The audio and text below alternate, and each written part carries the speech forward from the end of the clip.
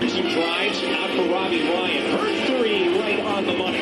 This is Taya Hansen for three. Other side of the rim with a pretty reverse. Wow. 5 seconds to go. Find Hawk. Hawk spins. It rolls on. And Arizona State wins it. Edward pulls up and buries the block. Daniels takes the shot for Kirby.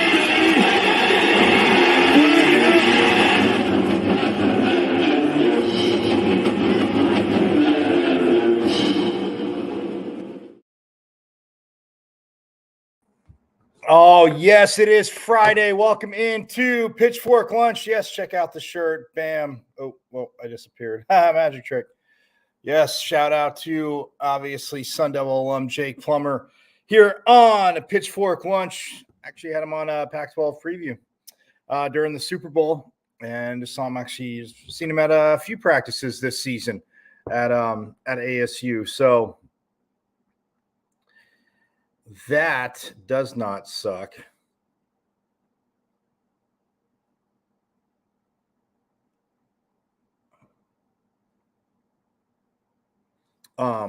Again, seeing Jake Plummer out there definitely does not suck. And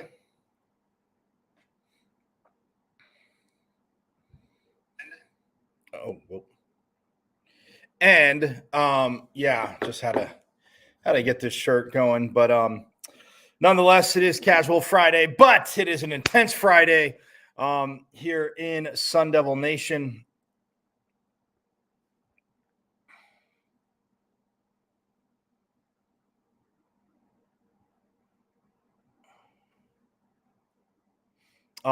It is, yes, it is a intense Friday in Sun Devil Nation due to the fact, hey, the weekend's here, big matchups. Soccer taking on that team down south tonight in Tucson, 7 p.m.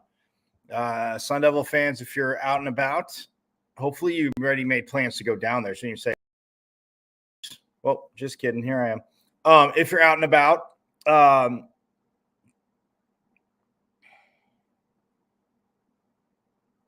then you should most definitely go down there, go out to the game and check out the ladies again. They need to looking to get back on track after, again, a tough mountain trip, falling to both Utah and Colorado. And then right before that, splitting with the LA schools, beating 11th ranked USC 1-0, and then falling by that same score, as you've heard me talk about, to UCLA.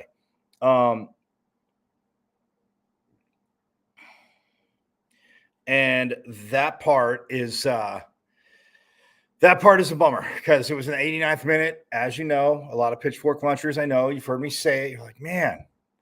But nonetheless, that being said, again, a phenomenal game played against, both teams, phenomenal matches, both against USC and UCLA.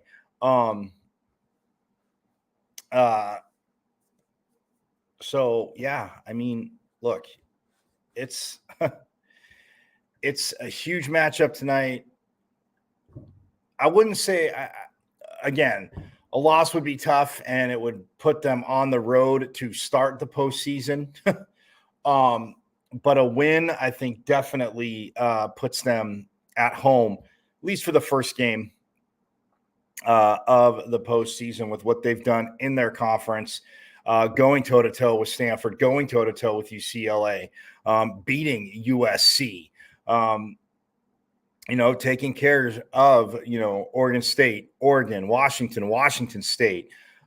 So, yeah, that's just in conference play. Falling 1-0 to Texas Tech, 0-0 draw with Mississippi State early in the season. So, look, this team has done their job and the way they play. If we're always going to talk about eye test and rankings and all this good stuff, the way they play, they definitely pass the eye test.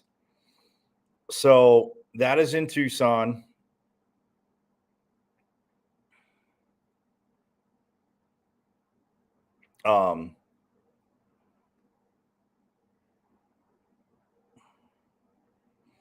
So if you're down there, again, 7 p.m. tonight, go check them out. Turn that stadium maroon and gold.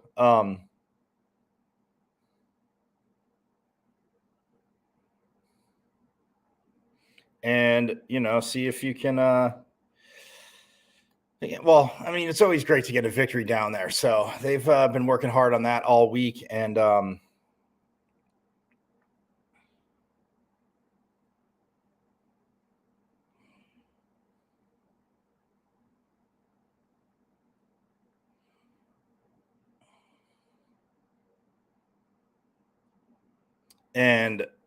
winning down there, as you all know, fans, is a most beautiful thing. We absolutely love it. Love it, love it, love it, love it. So, I mean, if you're like I said, you're in the area, please go to the game. It will be well worth it to check out that victory.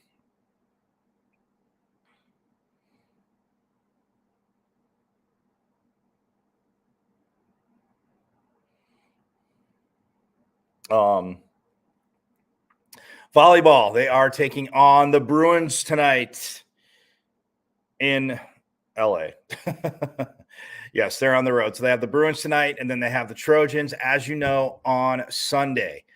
Two big matchups coming off of, yes, we have the reigning AVCA National Player of the Week, Marta Levinska. We had her on. And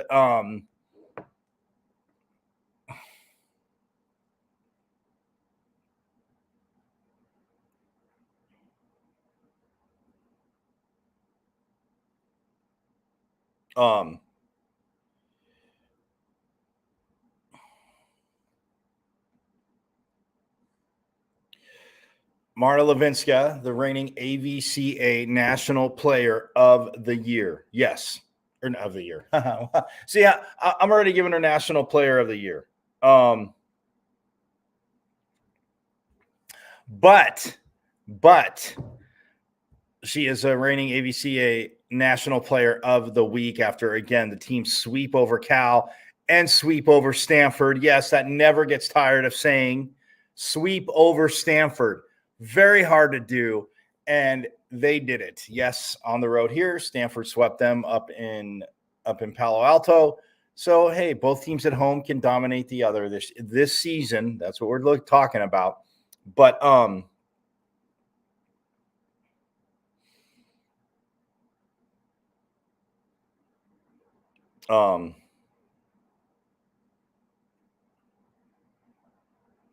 and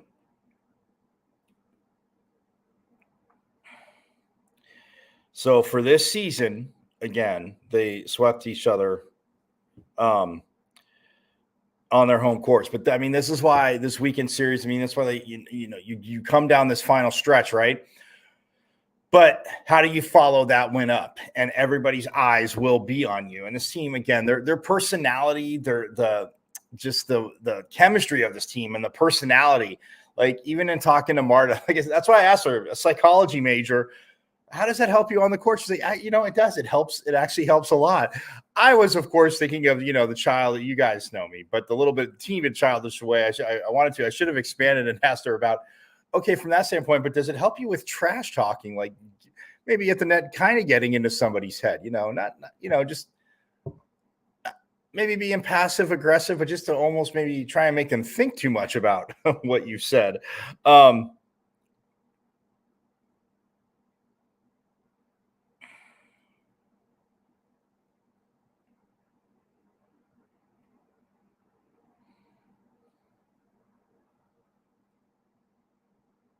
And,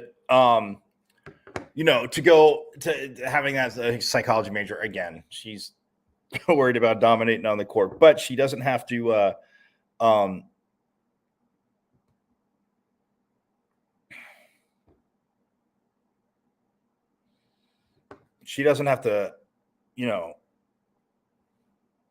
me, again, like I said, it cracks me up because you don't have to try too hard, but at the same time, it is a good mix, to be a psychology major. And you know what? But again, you always say short-term memory, don't overthink, it becomes muscle memory, do your train. But no, it was a great conversation with her. But that's why this series, I digress to that. This LA series is huge because you come off a win against Stanford, and yes, that should build momentum. You go from 21 to 15. They took the biggest jump in the rankings this week. And if you beat these teams like you beat them when you were here, guess what, all? You know what I'm getting at, all.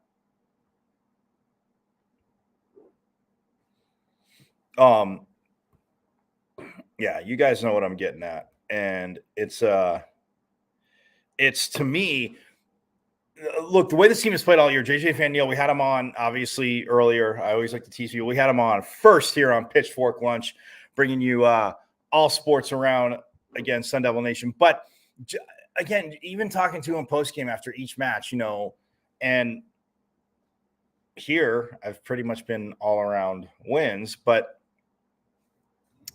coming off that Colorado loss, because again, they swept Utah 3-0 and then took on Colorado and lost to Colorado in 3. Granted, they were 3 very, very contested sets, but nonetheless, they were 3 very contested sets, but it was 27-25 in the first and then 26-24 in the third. Colorado, I think it was like 25-18 in the second, but still, had to go to a little bonus volleyball in the first and third. And, to overstate the obvious, the low-hanging fruit, ASU takes any one of those 2 sets.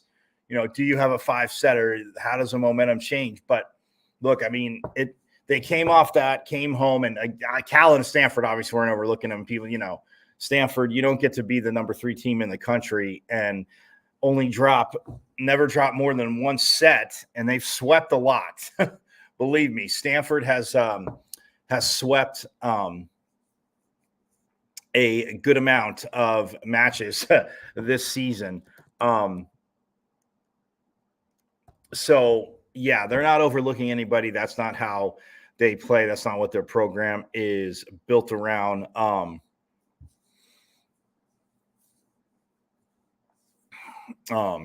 So yeah, if you're looking to that, it's when you look at that, Stanford, again, not overlooking anybody, and Cal, obviously 5 sets last time, had a little bit of chip on their shoulder as well.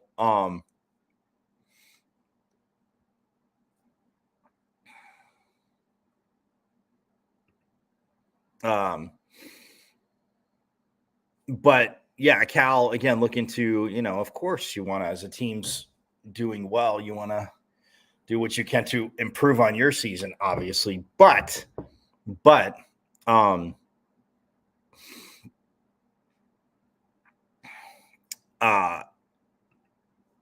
ASU, again, the focus and the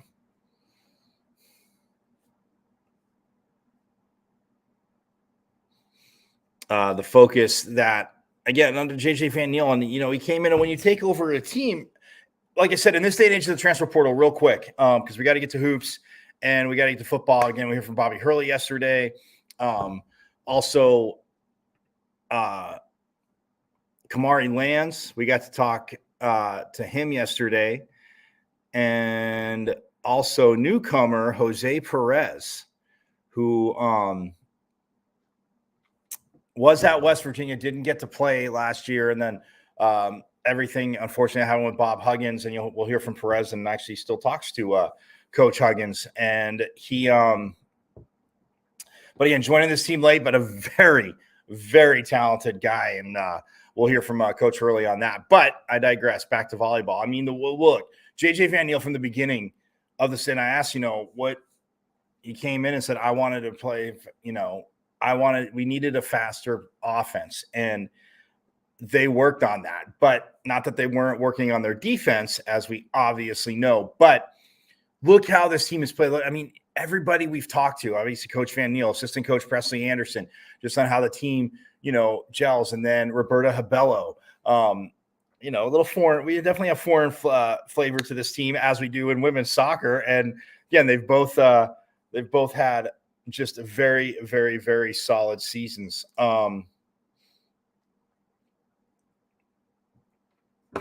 They've had very, very solid seasons. So solid. Again, they've improved, they've grown, they've improved both teams both programs, women's volleyball, women's soccer, the years they've had. But with volleyball, when you talking to the players, I mean, Roberta Habella, you just kind of get a sense. And then even Mary Schroll, who transferred back, hit the transfer portal, came back home to Arizona. And then Jelly Sear, Claire Jeter, Marta Levinska, like just the way they get along and the personalities. And, it's Coach Van Niel, again, in his first year, you do this much winning, I want to tease him. It's like, oh man, you come out and win right away. That you expect to win when you play, but they're going to want this every year. Which again, I am not against, because the years I've been going to ASU volleyball, and yeah, I mean, there's been some phenomenal years, and there's been some, even in the Pac-12, like subpar years, but then I look around the country and I see, like, if, I'm like, well, I'm glad obviously where we are, we're in the Pac-12. And yes, I know my one obligatory bummer shot statement that, yes, it's sad that this is the last year of the Pac-12 as we know it. So,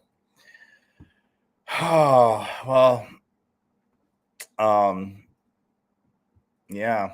And at least we're taking Arizona with us. I mean, I really think Oregon State and Washington State would be great ads to come with them too, but we'll see what happens with Oregon State and Washington State. But anyway, with volleyball, I'm just saying, he came in 13-19 last year. You come in now and you're 21-3, you're 9-3 in conference play. You beat the number 5 team in the country at the time on their home court in 3. You turn around, you lost to the number 3 nation on their home court in 3. They come here and you defend your home court, which is equally as important. And yeah, but just, again, you've seen it through the interviews. And if you missed it, before I get out in this segment, again, at Diablo00 on Twitter is where you can find me. Any questions, thoughts, everything. The show goes out live every day, 12 to 1, same bat time, same bat channel, 12 to 1. But Facebook and also YouTube. Subscribe to the YouTube. It's at M as in Michael, V as in Victory, C as in Cat, 005, at MVC005. Subscribe. The shows are all there. So you can like them, share them, but subscribe to the channel, and you can see all the interviews. Yes, most recently with the ABCA National Player of the Week, Marta Levinska. And I will not get tired of saying that, because like I said, it is a team award. And that was to my point of saying, like, just how this team is with each other. Yes, there's some freshmen, there's some newcomers, but in the spring, like Mara said, it's like, well, there was 9 of us. And Coach came in, and right away, I mean, just in getting to know the players. And like you said, I mean, he was an assistant at Utah, assistant at USC, and he's like, yeah, preparing for Marta. He said it in was it was a handful, and now he gets to unleash that on everybody else. But just again, the way this team gels and gets along, and like Maddie McLaughlin in the middle. I know I'm talking about Claire Jeter, but Maddie McLaughlin in the middle too. Like what she's done, and then just the rotations, and then the freshman Neil. I mean, what she's done as well. Coming in, working, and being that kind of serving specialist, coming in to serve. And Coach talked about, notice it in practice, but it's just a contribution, how they're working in practice, and then what he got their offense to be. But on the other side of that, how good their defense has been to get to digs, or even especially if it's a free ball. You give this team a free ball, well, good luck to you trying to get it back over. But so yeah, it's excitement around the team. Coach Van Niel knows the sport, knows the game, had a vision, and yeah, so this is very, very, very exciting. But yes, they will be in LA to take on the LA schools, UCLA tonight, and then USC Sunday at 3. After time has changed, so 3 o'clock here, it'll be 2 o'clock in California. Yes, I know Arizona. Well, when they came here, and times they couldn't figure out the clock, so they don't have to. There are many people that come here never have to change their clocks. But I digress. So, all right, I'm going to step aside though. When we get back, like I said, hoops. We're going to hear from head coach Bobby Hurley about, his team. They're less than a week away from their opener, I think it's 6 days now. So, and like I said, we'll hear from Coach Hurley. We'll hear from Jose Perez again, who is from New York, but he, like I said, was at West Virginia, and then everything happened with Bob Huggins, and he transferred, and now he is here with Coach Hurley. He'll talk about why, and then also Kamari Lands, who transferred in here as well, but his senior year did play at Hillcrest Prep here in Arizona, and we'll hear from him about that as well too. So, yes, but this team, like I said, they open up, just so you know, real quick. I'll mention it after the break, but so a week from tomorrow, they open up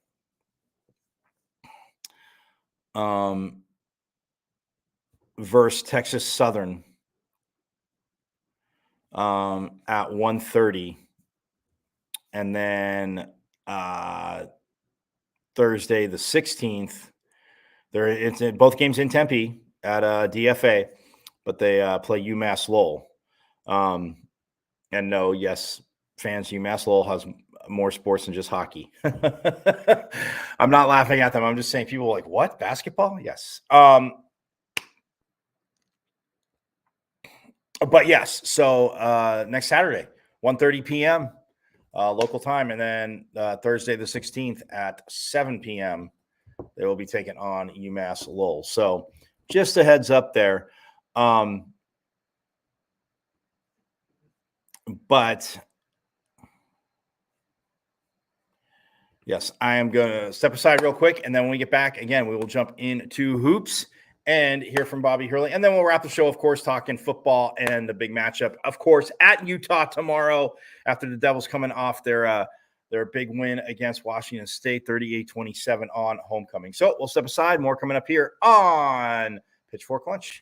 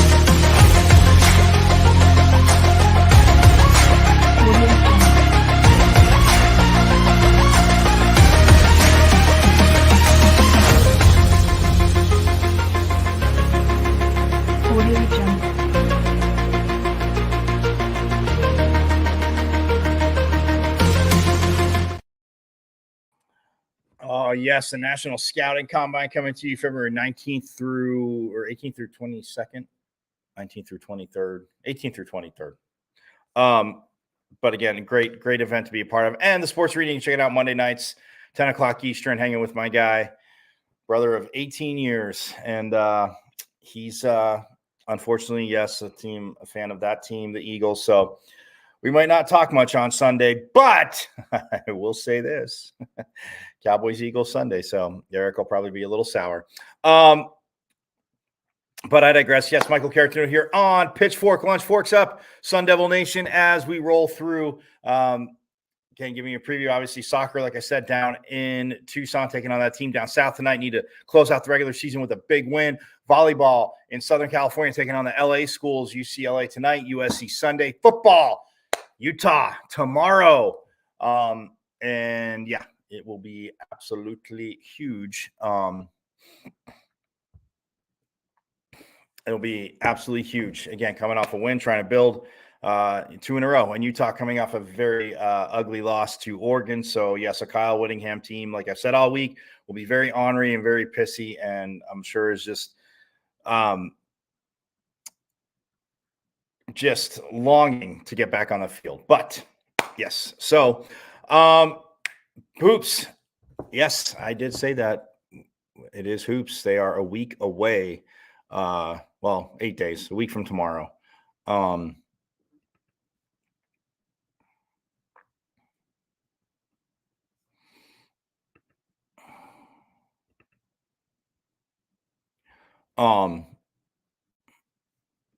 Yeah, they're a week away. A week from tomorrow away.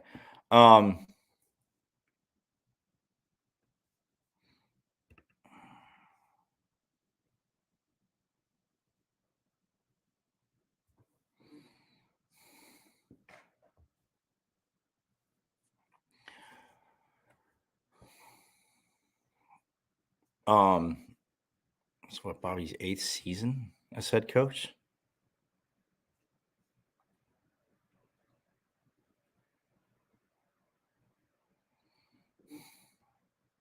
I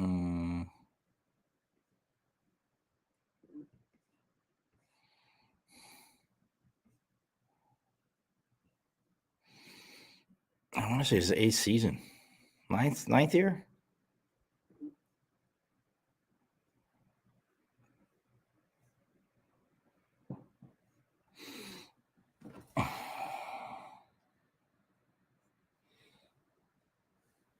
Yeah, so this is his because he got hired in 2015. Sorry.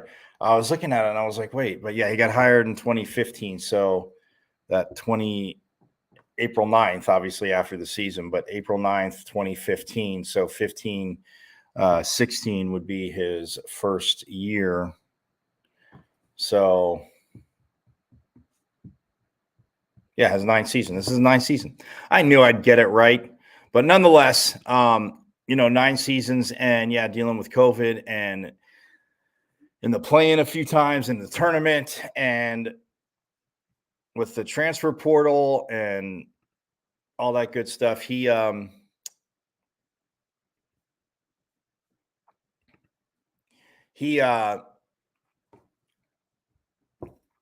again, I mean, difference in recruiting and have, talked about it, mentioned it before, talked about it, asked him before, but yeah, I mean, brought some new guys in and we'll get to 2 of them. Like I said, Kamari Lands, we will hear from, and then also we will hear from Jose.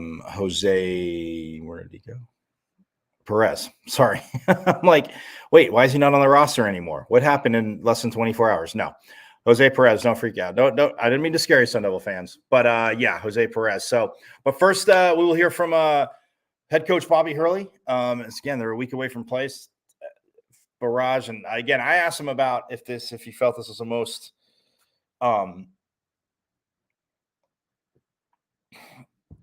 if he felt like if it was the deepest team he had and like the most depth that he had on the team, just because of, again, the guys he brought in and what they can do. But yeah, he talks about a myriad of things as they get ready for the season. And yeah, so without further ado, here is Sun Devil men's head basketball coach, one of the greatest to ever lace it up, Bobby Hurley.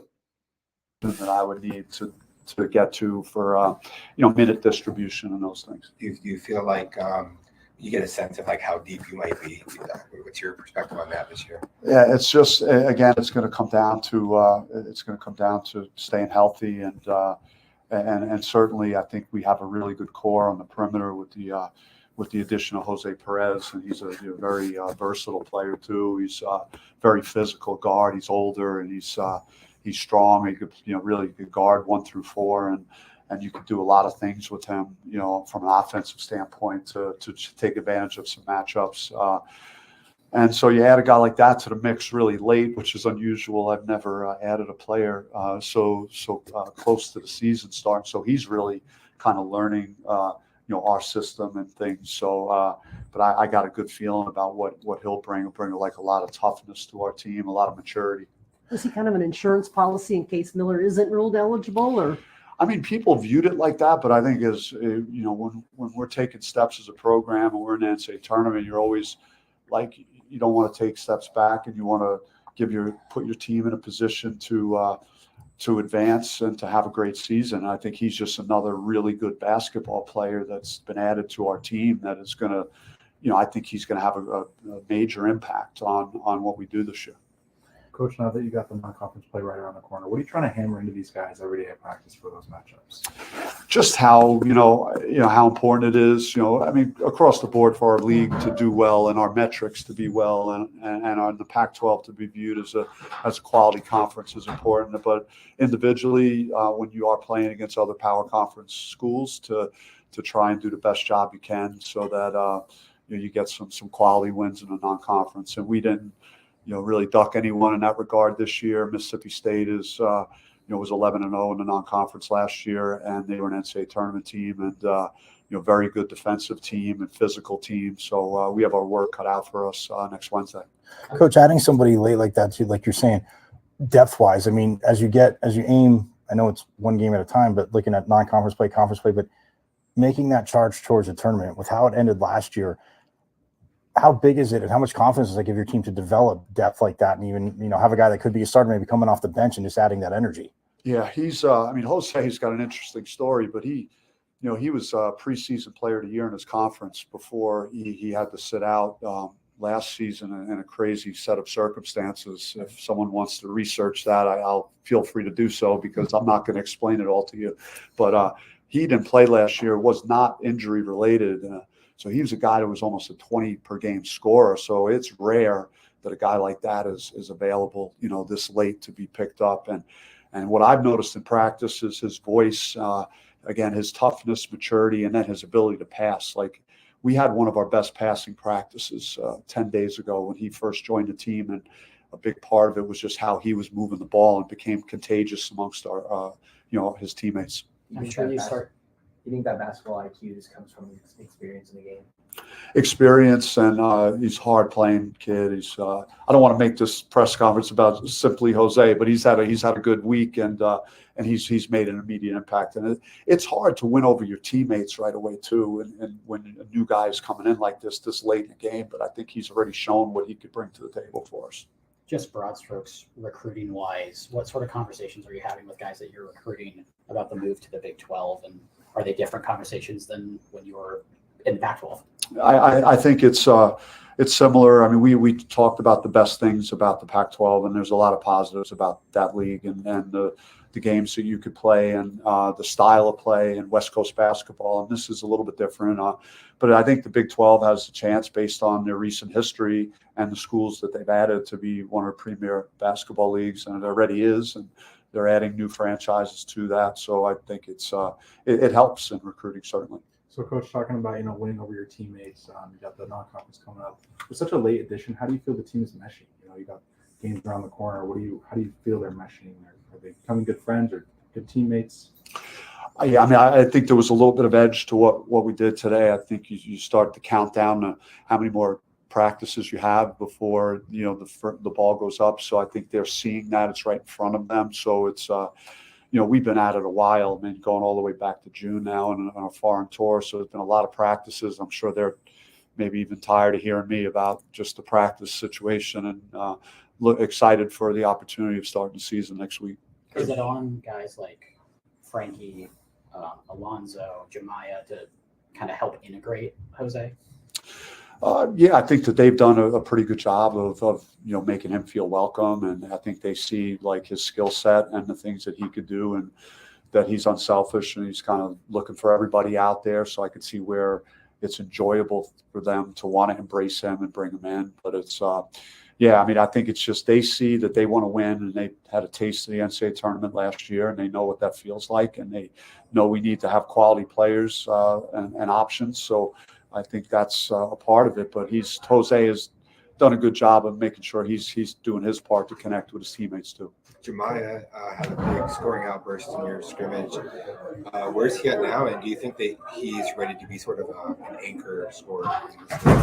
What I loved about Jemiah's performance was just the efficiency of it and how he did it. He didn't force anything, and he's just had a lot of growth in that area. Like, he's always been very talented, and I think the light bulb has really come on for him to just understand that, with his exceptional athleticism and ability to create, that he needs to make sure that he's still getting good shots, quality shots, and that was the real plus about what I saw. Like, he just didn't force the action; it all came to him in the flow of the game, and he put on a great performance. And but I reminded him that it doesn't count, and now it's for real next week.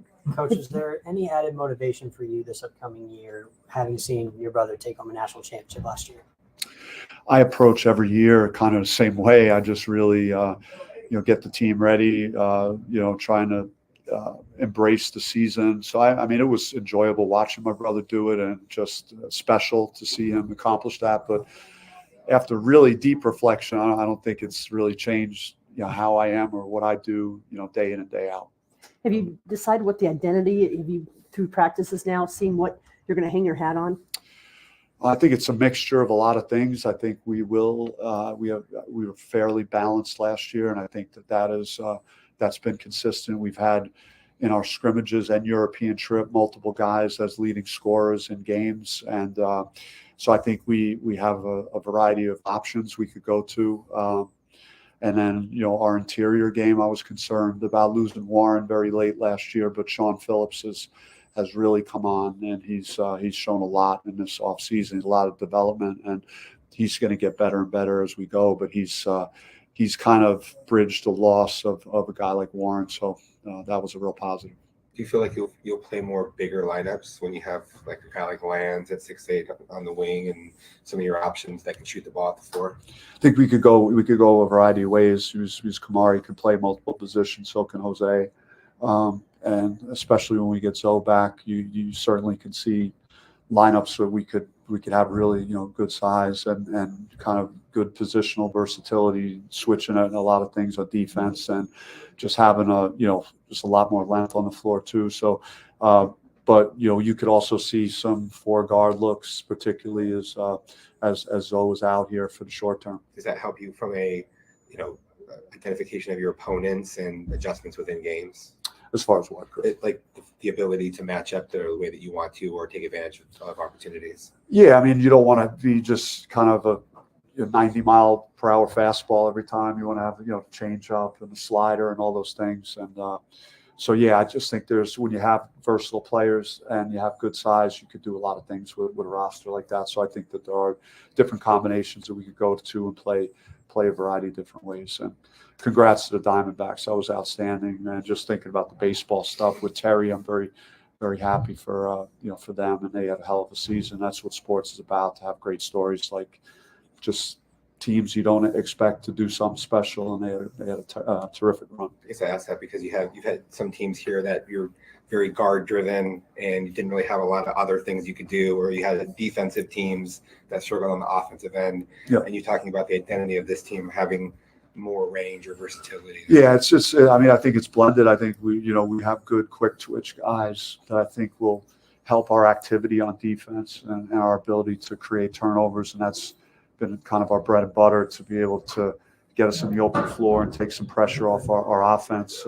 But there's ways that I think we could stabilize the game in the half court offense that I'm noticing from multiple players. That you could have some guys in ISO, some guys in ball screens, some guys in post up, some guys in mid post, in different ways that we could attack our opponents, so we're not as maybe one-dimensional in certain areas. So to piggyback off that, I mean, do you feel that you've obviously had talented teams here, but is this the most versatile group from top to bottom that you've had in your time here? I think, Alonzo Gaffney's a key piece. So when we get Alonzo back, especially after the consistency that he showed like all summer and what he did at the end of last year, that this team has an extremely high ceiling, with the new addition of Jose and then the summer we've already had under our belts. I have high expectations for this team. Coach, going back, You were very complimentary of Kamari in his last media availability. How do you feel he's come along? And when you were just talking about his versatility and the ways that opens up the offense and just the team in general. Yeah, Kamari's got just a great disposition to how he plays. He understands everything we do. He's picked things up quickly. He's just like a natural scorer. He can do a variety of ways, and he's really added a punch to our team in that way. And he's hungry. He was a top-rated prospect, and it didn't work out for his last season. And I think he's got a little bit of a chip on his shoulder to reestablish himself and who he is. And he's had a lot of great games already for us, and this to show us there's some potential there for him to have a really good year. Coach, you touched on that. What run the Diamondbacks made, and they were overlooked a lot this year. Does that kind of relate to you, seeing how a lot of the preseason polls don't expect you to be in the upper echelon of the Pac-12, unranked in the AP top 25? If I didn't think we were any good, then I'd be like, maybe saying about these polls like, oh, maybe they're right. But I get to see these guys every day, so I know it's a bunch of BS, right? That's just bottom line. I believe in the group. Now, is that going to do us anything next Wednesday? I have no idea. I think once, we get and find our stride with the team that we put together, I got a lot of confidence in it. So I don't really care about all that other stuff. What is this week? A week before the season kicks off, what does that look like for you? Like what are sort of things are you trying to iron out ahead of the first game? Well, it's a blend of making sure you're checking all the boxes of things you gotta have to do that you're potentially going to see from your opponent. Also, things you need to clean up just to make sure under out of bounds and press break and all the things, zone offense, all the things that you need to cover that you may not have spent as much time with over the summer and in the early stages of practice.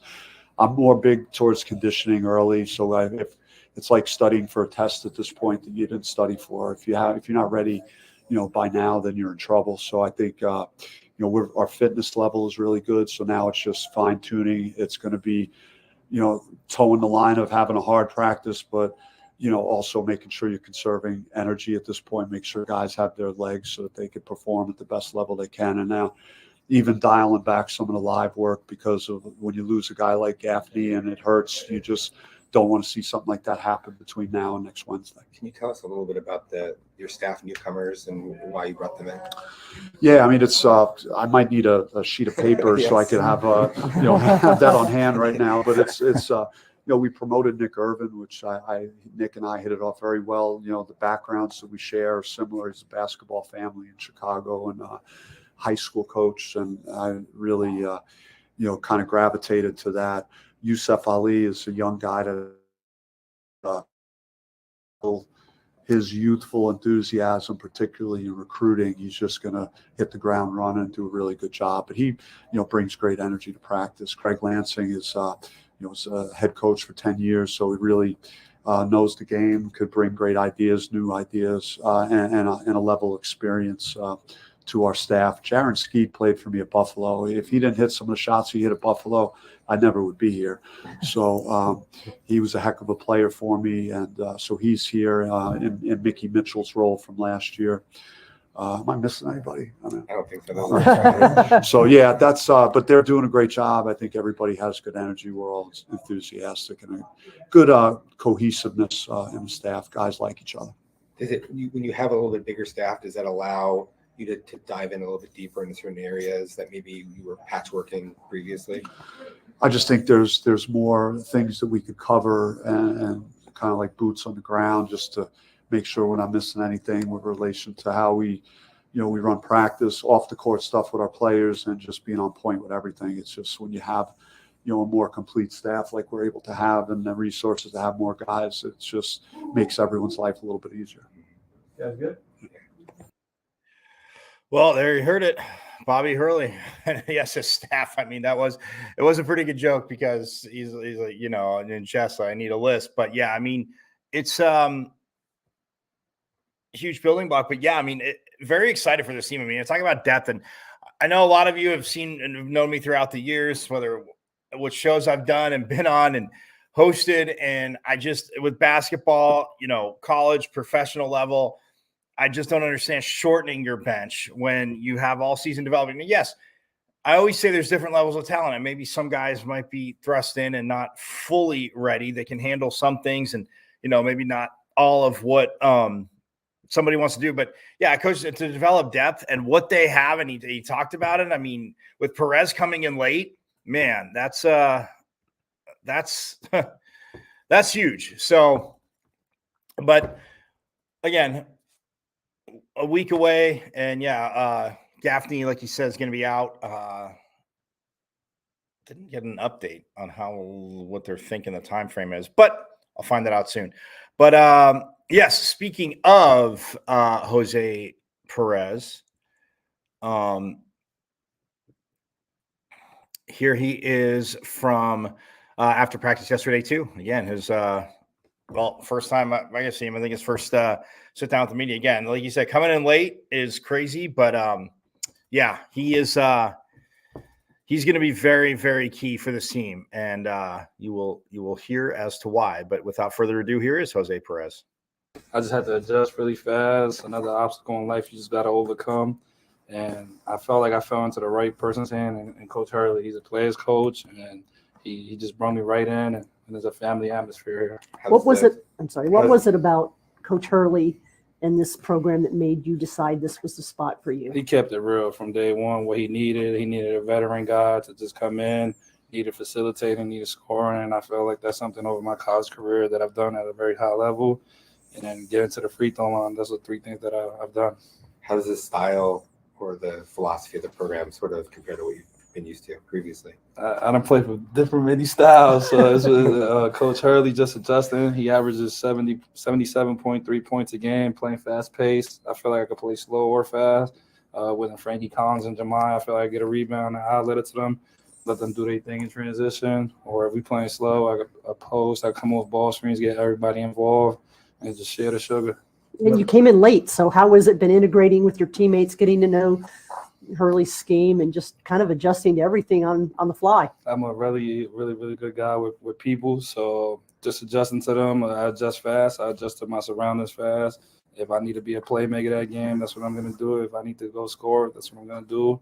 And if I need to guard the best player, that's what I'm going to do. And Coach Hurley took notice of that, so I felt like it's been really good. Having to adapt to those different situations, coaching situations, has helped you, kind of think on the fly on the floor. The main person that helped me with that was Steve Masiello, my coach at Manhattan, because he played everything on the fly. I think that's like a Rick Pitino thing, so I felt like we do that. And then once I got here, Coach Hurley was just throwing things at me. I could play multiple positions in 1 through 4. I feel like once I learn everything, I feel everything will be smooth. How do you feel like that versatility can benefit this team just with your play style? I think versatility in college basketball benefits anyone now. Like in terms of like Jaime Jaquez, he was playing 1 through 4 at UCLA a lot. I feel like that it just helps anybody when you could guard multiple positions, you could do multiple things, and you've done it at a high level as well. What do you think about the talent on this team? Really talented team. I was actually surprised. I looked at the roster when I was coming here, and then I looked at Ole Miss, and I looked at Oregon and a bunch of schools. And I feel like when I got here, I was like, they're talented, like really talented. Alonzo Gaffney runs up the floor. Sean Phillips, really raw, but got NBA potential. I think, in my opinion, Jemiah and Frankie are NBA players as well. And then when you throw somebody like Adam Miller, me, along with Kamari, we could be really, really good. We just need to gel, adjust. College basketball is a roller coaster, so just got to stay together within those times. Were you familiar with any of the ASU players, whether playing against them previously, or did you know anybody? Last year I knew Luther Muhammad well because he's from New Jersey. And now I watched Frankie play TCU last year because all I do is watch basketball. So that was the only one I was really familiar with. But then when I got to practice, I was like, I know everybody really well now.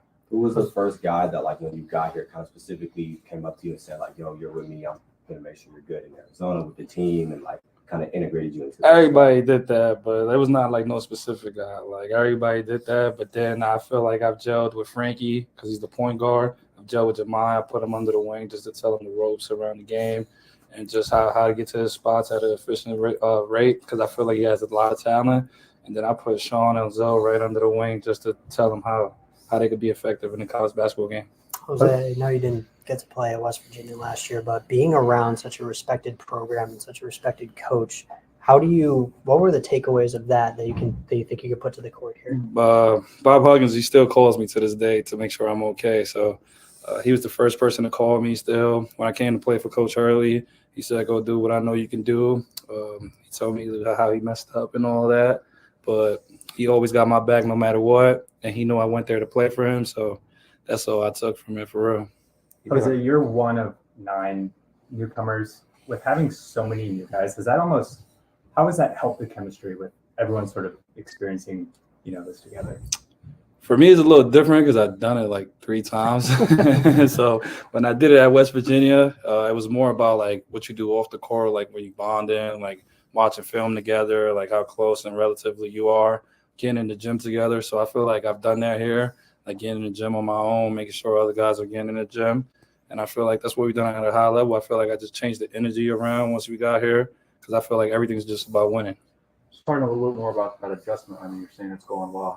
How confident are you feeling yourself and the team going into non-conference play?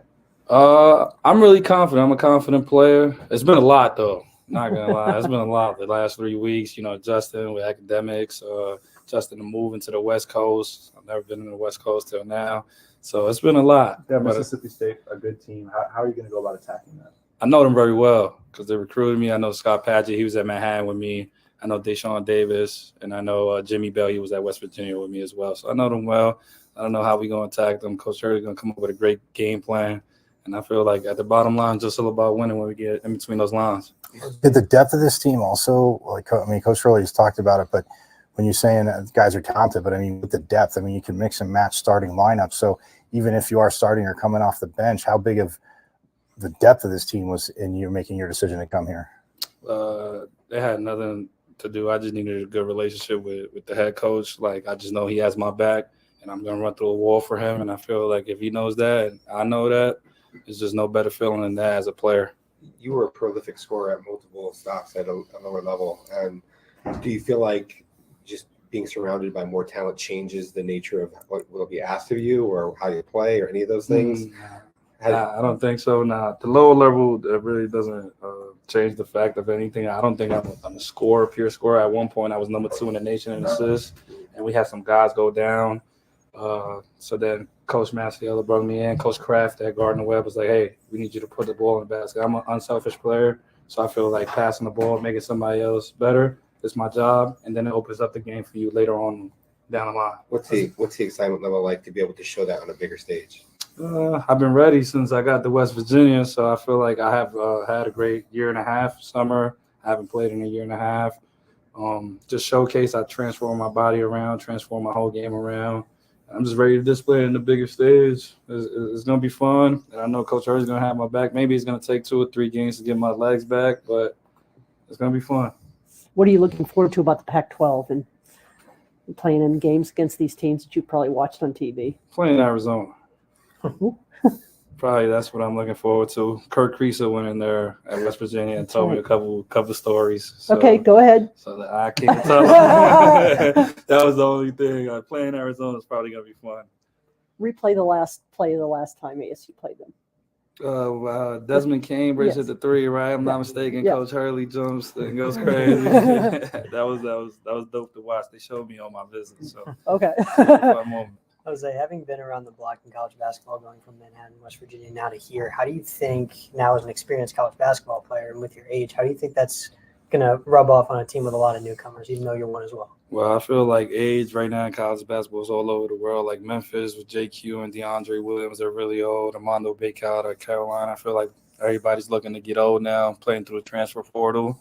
And I just feel like it could be a good or a bad thing because it just depends on people's egos. For me, it's a good thing because I'm coming in with young guys, just trying to show them how I was successful in my college career. You mentioned that you wanted to run through a wall for Coach Hurley and that ability to do that. What does that kind of say about your physicality, and does that help you be more physical in games, knowing that that's like kind of your mentality? Yeah, I'm a physical player. I like contact. I just like physicality in general. I think Coach Hurley likes that too. So just being physical with my opponent, offensively and defensively, try to wear them down throughout the game. That's how I've been taught the game from my career, and I feel like that's what I'm really good at. I just wear down my opponent.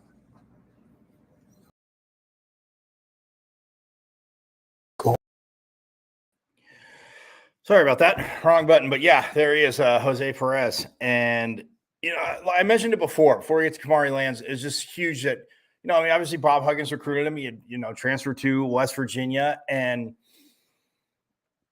you build relationships with coaches, and people always hear, yes, the head coach, the assistants, in charge of, recruiting. Obviously basketball, yes, you're recruiting guys, but it's not to the spectrum of football because, again, there's a lot more players involved, to overstate the obvious. But, it's just cool to hear that, the relationship you have with Bob Huggins and how he connected with, Bobby Hurley coming in late, like you said, adjusting academics. Yes, that too. But, being a grad transfer, that's something that, like you said, he watches a lot of basketball, but no, getting adjusted to it, Coach Hurley's a good fit, but the fact, Coach Huggins, again, reach out to him and talk to him and, obviously to get in the conversation, but I'm thinking along the lines of, where you said, Coach Huggins saying, where he messed up and, he brought him in and, he's sorry that he had to probably go, transfer again. But yeah, look, having Jose Perez is exciting. When I saw him coming in, I was like, whoa. And whoa, because yes, like he said, it was very late and Coach Hurley alluded to it, hasn't done anything like that. But, to be an older guy, to gel with the younger guys, to get the, you can't force the chemistry. And yeah, he didn't get to go on the European trip, but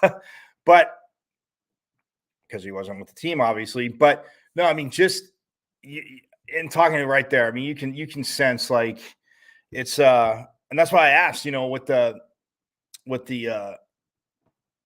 flexibility of this team, how coach can mix and match,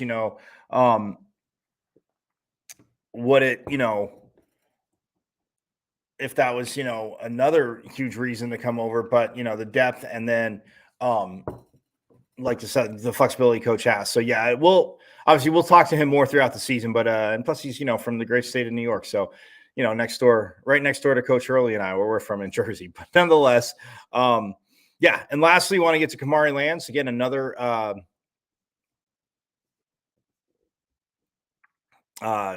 sophomore. Like I said, went to Hillcrest Prep. It's originally from Indianapolis, but yeah, transferred here to ASU. He talks about that, but yeah, just exciting. The length, pardon me, of this team and everything, very, very exciting. So without further ado, here is Kamari Lands. Talent is very, very important, but having that team aspect is super important. With all these new guys, how is it going into this, going into the season? I think it's been going well. I think, like I said, us been able to play against other people early, like the foreign trip and the 2 scrimmages has definitely helped us gel, so we got to do those things and kind of got to have that chemistry early. So I think it's been going well. Like I said, every team's going to have its ups and downs and practices early. So, but like I said, we kind of got a lot of that out the way, getting to play. So. How is it to be back here in the Valley and to represent a program like ASU? No, it's good. I just, like I said, being out here my senior year was probably one of my best high school years. So definitely being able to come back here and play my game and be confident is, definitely couldn't ask for nothing else. Kamari, coming from Louisville, a place with a lot of basketball tradition, and you played at some big games against Duke, North Carolina. How do you think an experience at that kind of a program helps you build something here with ASU? It was definitely an experience. Like I said, just like I said, playing against those teams, even though we had the outcome we had, it was definitely a good learning experience. Just coming in here with like having that mentality of like playing through the conditions we played through. So, it's definitely gonna help me coming in this year too. So, coming out of high school, being heavily recruited by ASU, how quickly was it of a connection once you entered the transfer portal and reconnecting with Coach Hurley? It was a no-brainer for me, honestly. Like I said, those were ASU and Louisville were my last 2 choices. So, I had a good connection with Coach Hurley in high school, especially being out here. So it was a no-brainer for me when I got in the portal. What kind of impresses you the most about this group? There's a lot of versatility, it seems like, just with all the players. Definitely a lot of versatility. Like I said, everybody on the team can do their own thing in playmaking. Like I said, I feel like that helps us on the court. Like, we don't have anybody that's a liability on the ball, especially when we have lineups, when we have 4 of us out there that can handle the ball and shoot. So it's definitely like that's the most thing that stands out to us. And our versatility on defense, we can switch 4 ways, and everybody can guard everybody. So definitely those 2 things. What do you feel is your role this year, Kamari? My role, I think definitely my role is being a leader on the team. Coming from last year, especially this new of a team, just trying to be a leader and definitely just trying to be like one of the main impact guys both ways, offense and defensively. You get definitely from last year. I didn't really have that role like I wanted to, so I feel like this year is kind of like a proven year for me to show like what I can actually do. Do you feel this is maybe the deepest and most versatile roster you've been a part of? Definitely. I mean, even last year we had I feel like personally a versatile team. It's just like we just didn't really gel together how we should have. But this year, like I said, we're really talented, core team that we have. So everybody on that team is versatile. So This next week of practice heading into your first game, what is Coach really trying to hone in on him right now? Like leaders like you, what are you trying to, help the team gel? What are you trying to get everybody to learn? I just feel like we just gotta learn even when we get down or the backs against the wall, just sticking together. I feel like I said, we kind of got a younger team and we kind of got, like I said, a lot of newer players coming from different places. So trying to I feel like that's our main thing. Like even going down here to Chicago, like if we get down or like I said, they go on a run, just staying composed. Talking about the versatility of this lineup, just focusing on you individually and your versatility, how do you feel like that puts you in advantageous situations to benefit the team? Definitely. I know me being versatile, I can play 1 through 4. So especially if I'm at the 4, I got a dude that's, might be taller than me, but I'm quicker than I can score on. Or if I'm playing the 2 or the 3, I'm going to have somebody smaller on me. So definitely like stuff like that. I can just be versatile in any way. So we got multiple people that can play positions 1 through 4 that can take advantage of mismatches. What stands out about Jemiah? Jemiah, I feel like he's one of the best shot creators I've seen, just in my basketball time. Definitely just a elite shot creator, and he's a good leader. You know what I'm saying? He knows where people need to be. He knows the right basketball ways. What's your experience been like with Jose so far in the short time he's been here, and what's impressed you about him? Jose, he brings that older presence that we needed. Like I said, coming in being his 6th year, he's older than a lot of us on the team. He just brings that older vet presence that, like a lot of us younger guys can feed off on. Are you still trying to, get to know him a bit more? He wasn't on the foreign trip, Right. but have the off season. So how has it been the whole team kind of getting? Nah, like I said, he's been in this college basketball for a while, so he kind of gelled in quick. He already knows what it is. He knows what he's been through, and we all respect that. So we all accepted him like he was with us the whole time. So. Coach Hurley talked about how this team can kind of shift identities in the ways of how they play, whether it's open court or half-court offense. How do you feel like with the different versatility of this team, you guys can put guys in different situations to kind of create mismatches against opponents? Wait, ask one more time. Just like how do you feel like the versatility of this team can create mismatches against opponents where you guys can play in a variety of different ways? Definitely, like I said, kind of before, we all gonna have mismatches, especially like certain lineups that we have, especially when I'm at the 4 or something like that, then everybody's gonna have a mismatch. So it's like they're gonna have to switch 4 ways, you know what I'm saying? So like it's just gonna be hard for a team to guard. And like I said, on the defensive end, we all can switch 4 ways and help each other. So which game in the Pac-12 are you looking forward to the most this year? all of them. Honestly, I want to play, everybody. I'm excited to play each and every team.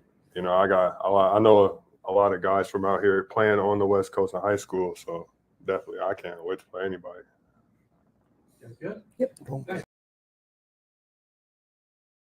And there he is, Kamari Lance. You heard him. And I mean, the versatility. And Coach Hurley talked about it. Obviously, that's why I asked Jose Perez about it too, and getting Kamari's thoughts. But like you said, I mean, they can be a matchup nightmare. And then when Alonzo Gaffney gets back to, like Coach Hurley had mentioned, yeah, I mean, you can switch. When you can switch, setting screens really, might give a team a pseudo advantage. But yeah, if you can just switch pretty much everything and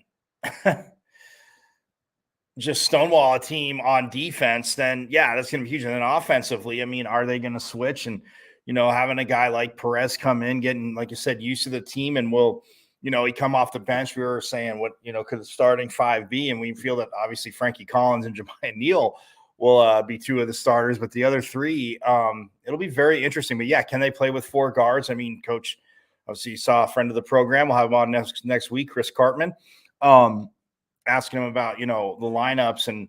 But yeah, I mean, it's been guard driven. And then, you could be out there with 4 guards. So but you can also be out there, with 2 guards or, 1 guard, 3 forwards, center. Like there is flexibility there, and there to match up with what a team's doing is absolutely huge, and to give yourself an advantage to overstate the obvious. So yeah, that's again, excited for hoops. Like I said, a week from tomorrow, their first game here in Tempe will be tipping off. And then lastly, before we get out of here, again, football, big matchup against Utah. This Pitchfork Lunchers, huge matchup tomorrow. Obviously, Utah, like I've said, coming off the loss in at home against Oregon, and looking at the Pac-12 standings again, Washington up top 5-0, SC is 5-1.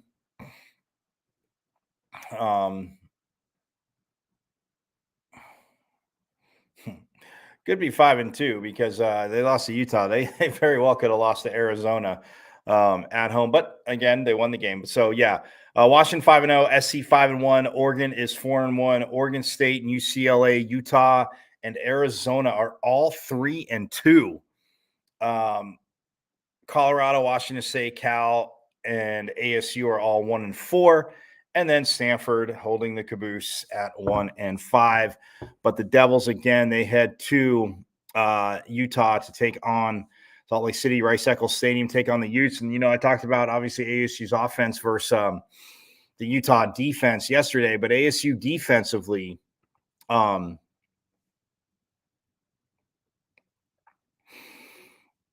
they're going to have their work cut out for them, because when we look at points allowed, like I said, Utah, just to recap yesterday, they're 3rd, but ASU is 7th. They've allowed 26.5 points per game. And Utah's at 17.5, which it jumped last week because, again, they gave up 35. And so that's how good Utah was doing, and they're still doing phenomenal. I mean, to only give up 17.5 a game, but yeah, they gave up 35 to Oregon. But yeah, ASU 26.5 points per game. So like I said, 7th in the Pac-12. And look, that's a Utah team that, yards allowed. ASU is actually 4th. Utah's 3rd at 307.3, and ASU, there's a little bit of a jump, but ASU has given up 340.9 yards per game. So they are 4th in the Pac-12 there. So, yeah, and I mean, if you look, yeah, Jaden Ott ran the ball, but Cal, didn't do anything crazy. Colorado, again, the defense kind of showed out there. So, yeah, 340 yards a game.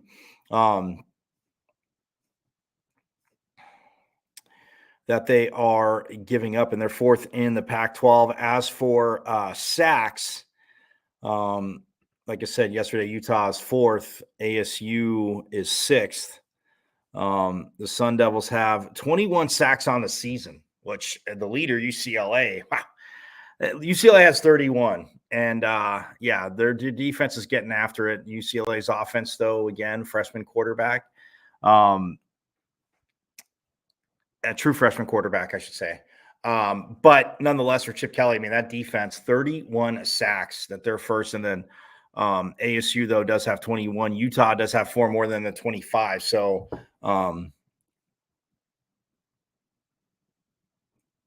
yeah, so Utah's 4th, ASU is 6th, and ASU is just 2 behind USC. So, again, in the top half in sacks. This defense, we know they can get after it. Like I said, how's this defense going to fare? Well, yes, Utah is physical. They're going to want to run, get the run game going so they can obviously make it easier to sling the ball around the field. But yeah, ASU, like I said, 6th in sacks and just 2 behind SC coming into this weekend. And from a player standpoint, sacks wise, I kind of teased it yesterday. Prince Dorba, and I asked Coach Dillingham about him even last week. And this young man, again, playing, in the rotation with a Clayton Smith, with a BJ Green, being on the outside, and his confidence. And Coach Dillingham talked about is just grown and grown. The understanding of the defense and then knowing what you're supposed to do, then it becoming that kind of, okay, this play's called, okay, hey, we're adjusting this, some muscle memory, but getting to the quarterback. And Prince Dorba is 4th in the Pac-12. Him and Jamil Muhammad at USC, but 6 sacks for Dorba. Absolutely love it. And yeah, I mean, when you have, and Clayton Smith has missed 2 halves because unfortunately of targeting calls that he got. And then, I mean, even, BJ Green getting to the quarterback. But yeah, when you look at Dorba, again, being tied for 4th with 6 sacks,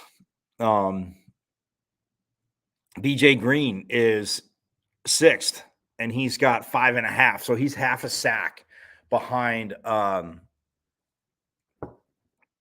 Dorba. So I mean, 2, they're in the top 10. And ASU is the only school has 2 defensive linemen in the top 10 in the conference in sacks. And then Clayton Smith, he's got 2 sacks on the year.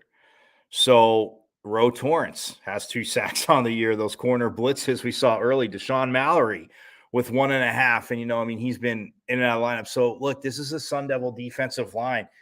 I've mentioned Deshaun. Obviously, talk about Dorba, Smith, Green, Tristan Monday in the middle doing the job. So those guys can get there. Deshaun Mallory also in the middle. CJ Fight in the middle. So this defense, I've said it all year. They can go toe-to-toe with anybody, Sun Devil Nation. They can. What Brian Ward has done, we've heard from him, and it's just, again, knowing what you can dial up and call, but mixing it up, making adjustments. And Brian Ward's been phenomenal at his defensive line. The secondary, Shamari Simmons and Ro Torrance now with interceptions. But yeah, 21 sacks on the season. On the other side of that, for Utah offensively,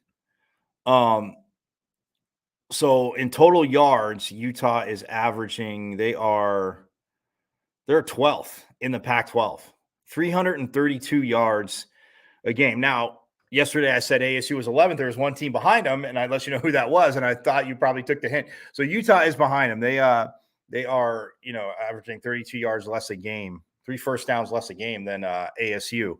But yeah, Utah is 12th in yards per game at 332. At 332 yards a game. And then when you look at passing yards a game, Washington, 399, but Utah, again, last with 159.3 yards a game. And yes, Cam Rising has been out all year. Again, ASU's been injured. It's not about making excuses, but they, said he was going to, he could come back week 1 and then, it's probably going to be 2-3 more weeks. He's still not back again. The young man tore an ACL. So you want to make sure he is, again, fully right to overstate the obvious, can protect himself. But yeah, passing for 159.3 a game. The Sun Devils, like I said, on the other hand, 252.6 per game. And they're 7th in the Pac-12. And they're 34 yards, 34 yards behind Arizona, that team down south. So, but yeah, Utah, offensively 159.3. So this secondary, you want to be patient, but you also have to be smart about it. And, you can pressure. If you get pressure, again, Oregon showed it. Oregon has a physical defense. It's not a surprise, but, that's where they are. Now, rushing wise, Utah is 5th in the conference at 172.8 yards per game rushing. Oregon's at 216, UCLA's at 215, Cal's at 200, the Beavers at 187 of Oregon State, and the Utes at 172.8 which puts them 5th. ASU is 9th at 111.4. But again, getting to Carlos Brooks back with Cam Scadaboo, I definitely expect to see that number creep up. I think they have enough time to get to at least 140 yards a game, which again, quite a bit under what Coach Dillingham would want to do. But I mean, if they get to 150, that would be absolutely phenomenal. But yeah, so yeah, Utah, I mean, again, 172.8 rushing yards a game. So with this defensive line, as dominant as they've been, as disciplined, I should say, as they've been, and how the schemes work. So we'll see what Coach Ward defensively comes up with. But I think, again, to me, it's a team that can match up with the ASU defense. Again, can give the Utah offense fits, and can they get 2 extra possessions in the game? Can you cause 2 turnovers, 1 each half, and come away, more importantly, with points on those?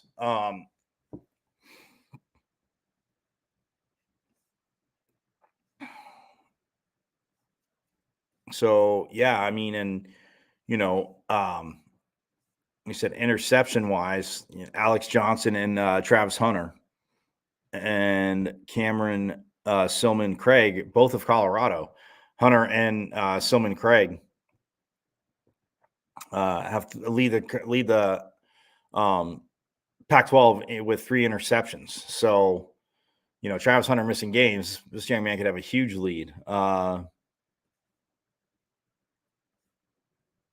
And then Shamari Simmons and Ro Torrance, like I said, each have 1 interception, but 2 for the Sun Devils this season. But yeah, I mean, sacks, 21 sacks. Now you have 2 interceptions. You've recovered a few fumbles. Again, we'd love to see him start coming in bunches. That's all I know. That's all I do know with that. So, but yeah, I mean, huge matchup there. And the special teams wise, again, Longhetto had a 51-yarder last week, right at the end of the half. So again, to get him going, to have him at that range, it's going to be huge. Special teams, as we know, will always play a factor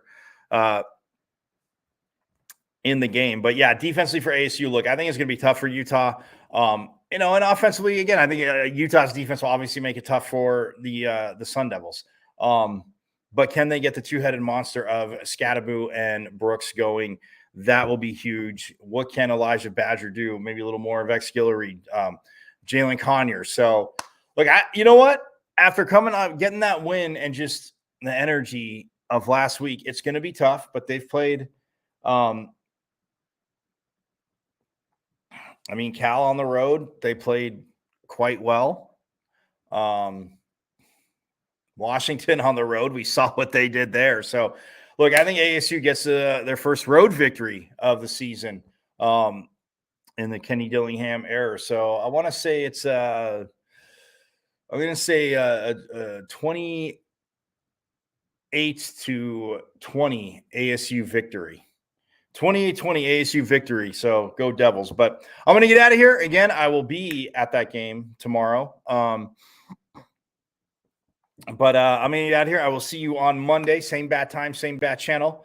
As we'll be back on Pitchfork Lunch. Have a great weekend. Again, don't forget, soccer tonight down in Tucson, playing that team down south, the last regular season game of the year for the Lady Sun Devils. Again, go down there, support them. Turn it maroon and gold, be loud, help get that team their 11th victory of the regular season as they charge into the postseason.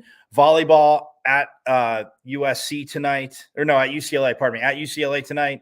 So you can check that out, and then at USC on Sunday, and football tomorrow. Yes, at Utah, 11 a.m. kickoff here. So yeah, you are now informed. But everybody have a great weekend. Like I said, I will see you Monday. Same bat time, same bat channel. And yes, Sun Devils fans, you know it. As always, forks up.